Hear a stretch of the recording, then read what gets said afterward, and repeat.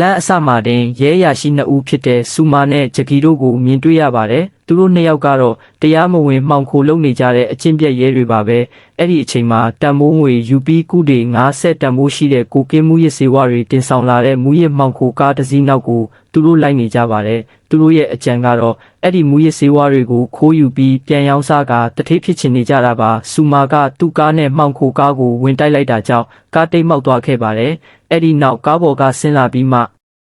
အောင်ခိုသမားတွေကိုတယောက်ချင်းလိုက်တက်ပါတော့တယ်။အဲ့ဒီလိုလိုက်တက်နေတော့လူတယောက်ကဆူမာရဲ့မျက်နှာဖုံးကိုဆွဲခွာလိုက်မိတဲ့အတွက်ဆူမာဟာရဲအရာရှိမှန်းသိသွားပြီးအဲ့ဒီလူလဲကြောက်ပြီးထွက်ပြေးပါတော့တယ်။ဆူမာကလိုက်ဖမ်းပေမဲ့အဲ့ဒီလူလွတ်မြောက်သွားခဲ့ပါတယ်။ဆူမာနဲ့ဂျကီတို့လည်းကိုကင်းအိတ်ပါတဲ့အိတ်ကိုရသွားခဲ့ကြပါတယ်။ဒါပေမဲ့တိုက်ခိုက်ရင်းနဲ့ဆူမာတယောက်ဓာတ်တန်ရာရသွားခဲ့တာကြောင့်အိမ်ကိုပြန်ပြီးဒဏ်ရာကိုဆေးထက်ကအနာကပ်ပလာစတာကတ်လိုက်ပါတယ်။အဲ့ဒီနောက်အိပ်ပျော်နေတဲ့သူ့သားလေးစီကိုသွားပါတယ်။ဒါကိုကြည့်ရင်ဆူမာဟာတားဖြစ်သူကိုကောင်းကောင်းဂရုမစိုက်နိုင်တဲ့တာဝန်မဲ့တဲ့ဖေဖေတယောက်မှန်းသိတာပါတယ်။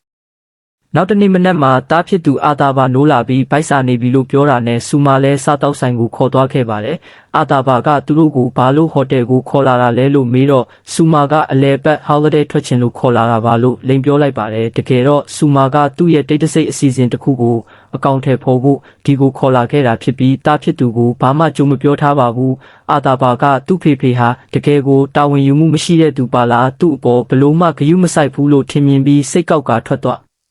အားပါတော့တဲ့ဆူမာလည်းတားဖြစ်သူနောက်ကိုလိုက်ချော့ပြီးမကြခင်အမေဖြစ်သူကလာခေါ်တော့မှမို့မြန်မြန်ပြင်ဆင်ဖို့ပြောလိုက်ပါတယ်။တစ်ဖက်မှာလည်းကားတိုင်းမှုဖြစ်တဲ့နေရာကိုအခြားရဲတွေရောက်ရှိလာပြီးဖြစ်စဉ်ကိုစစ်ဆေးနေကြပါပြီ။ဆူမာနဲ့ဂျကီတို့လည်းအဲ့ဒီနေရာကိုရောက်လာကြပြီးစစ်ဆေးရေးကိုဥဆောင်နေတဲ့စမီးရဆိုတဲ့စစ်ဆေးရေးမှူး Inspector တယောက်ကိုတွေ့လိုက်ရပါတယ်။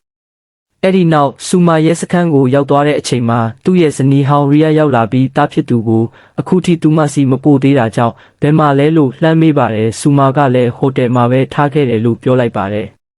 အဲ့ဒီအချိန်မှာဆူမာစီကိုဖုန်းဝင်လာပါတယ်ဖုန်းခေါ်လာတာကတော့သူမူရစ်စေဝါတွေခိုးယူခဲ့တဲ့မူရစ်မောင်ခိုကောင်းဆောင်စီကန်တာပါပဲစီကန်တာကသူ့ရဲ့သားကိုပြန်ပေးဆွဲထားပြီးဖြစ်ကြောင်းသားကိုအသက်ရှင်လျက်ပြန်လို့ချင်းရင်မူရစ်စေဝါအိတ်ကိုအမြန်ဆုံးပြန်လာပို့ဖို့ပြောပါတယ်ဆူမာကအစကစားနောက်နေတယ်လို့ထင်ပေမဲ့စီကန်တာကသားဖြစ်သူနဲ့ဖုန်းပြောခိုင်းလိုက်တဲ့အခါမှာအမှန်မှန်သိပြီးအလွန်အမင်းထိတ်လန့်သွားပါတော့တယ်ဆူမာလည်းဂျကီစီကိုအမြန်ပြေးသွားပြီးအဲ့ဒီအိတ်ကိုဘယ်မှာဝတ်ထားလဲမေးပါတယ်ဂျကီကစားပွားအခါအောက်မှာရှိတယ်လို့ပြောတာနဲ့ဆူမာလည်းရှာဖွေပြီးတွေ့သွားတဲ့အိတ်ကိုယူကာဟိုတယ်ကိုအမြန်ထွက်လာခဲ့ပါတယ်။အဲ့ဒီနေ့ကဟိုတယ်မှာတထေးမိသားစုတစုရဲ့မင်္ဂလာပွဲရှိနေပါတယ်။ဆူမာဟိုတယ်ကိုဝင်သွားတဲ့အချိန်လုံခြုံရေးစစ်ဆေးတဲ့အခါသူ့ရဲ့ရဲလက်မှတ်ကိုပြလိုက်တာနဲ့လုံခြုံရေးကကြောက်ပြီးအထဲကိုဝင်ခွင့်ပေးလိုက်ပါတယ်။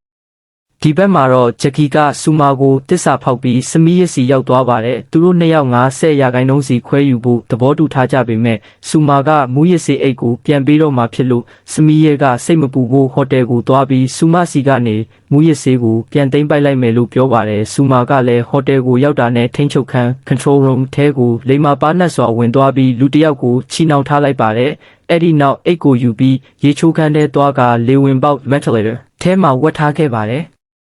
အဲ့ဒီအချိန်မှာအတီတီဆိုတဲ့ရဲမျိုးသမီးကဆူမာလောက်တာကိုတတိထားမိသွားပြီးယောက်ျားလေးရေချိုးခန်းထဲဝင်ကအိတ်ကိုယူပြီးမိန်းကလေးရေချိုးခန်းရဲ့လေဝင်ပေါက်ထဲပြောင်းရွှေ့ဝတ်ထားလိုက်ပါတယ်အတီတီကစမီးကိုဖုံးဆက်ပြီးအကြောင်းစုံပြောပြတော့စမီးကလည်းအဲ့ဒီကိုအရောက်သွားပြီးဆူမာကိုဖမ်းဆီးမယ်လို့ပြောပါတယ်